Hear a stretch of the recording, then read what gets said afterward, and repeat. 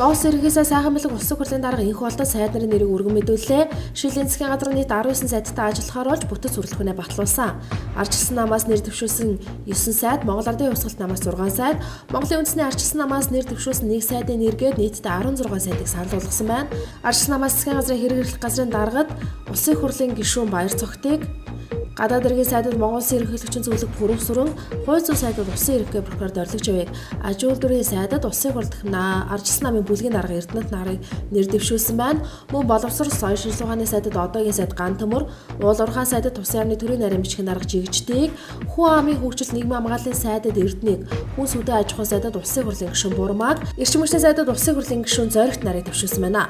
Харин Монгол Ардын намаас Сангийн сайдаар Улсын хурлын төсвийн зарлагын хяналтын дэд хорооны дарга Улсын хурлын гишүүн Эрдэнэтийг, байгаль орчин ногоон хөгжил аялал жуулчлалын сайдад Улсын хурлдах Монгол Ардын намын бүлгийн дэд дарга Оюун Хорлыг, Шадар сайдад Улсын хурлын гишүүн асан Хүрэлсөх, хөдөлмөрийн сайдад нийгмийн хамгаалал хөдөлмөрийн яамны дэд сайд Шинзориг, зам тээврийн сайдад Монгол Ардын намын удирдах зөвлөлийн гишүүн Төмөрхөө, барилга бот байгалийн сайдад байгаль орчин аялал жуулчлалын сайд асан Цогтбаатар нарыг дэвшүүллээ. Мөн энэ өдөр буюу энэ сарын 5-нд Монгол Улсын их хурлын дэд дарга гончигдоржод Монгол Улсын иргэний сайхан бэлэг Монгол Улсын засгийн газрын зарим гишүүдийг томилуулах тухай Монгол Улсын их хурлын тогтоолын төслийг өргөн барьлаа. Монгол Улсын засгийн газрын гишүүн Балхан хамгаалахын сайдар Цэрэн Ташийн Цолмонг, Монгол Улсын засгийн газрын гишүүн Эрүүл мэнд спортын сайдар Ган Үгийн шийдлэг дамыг томилуулах саналыг Улсын их хурлын дэд даргад их өргөн барьсан байна. Ардчилсан хувьсгал 25 жилийн баярын хурал болон хүндэтгэлийн концерт энэ сарын 6-нд боллоо. Баярын хурлыг нээж Монгол Улсын иргэний сайхан бэлэг хэлсэн үгэндээ ардчилсан хувьсгаланд хүчээлэх баатартай түр хүчтэй байсан. Нийгмийн өөрчлөлтийг уухайлан төрж байсан Монгол түмэн хүү илгээрээ ардчилсан баатарууд эмгэж онцлоод нийт ард түмэндээ баярын мэндчилгээ дэвшүүлжээ.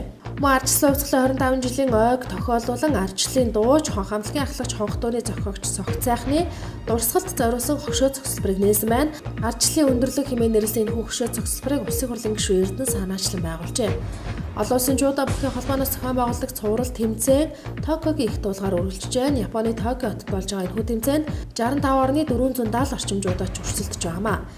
Эхний өдөр болсон хөнгөн жингийн барилдаанд манай улсын 6 тамирчин татамид гарсан бөгөөд нэгэн ч медалийн төлөө өрсөлдөөнд шалгарч чадсангүй.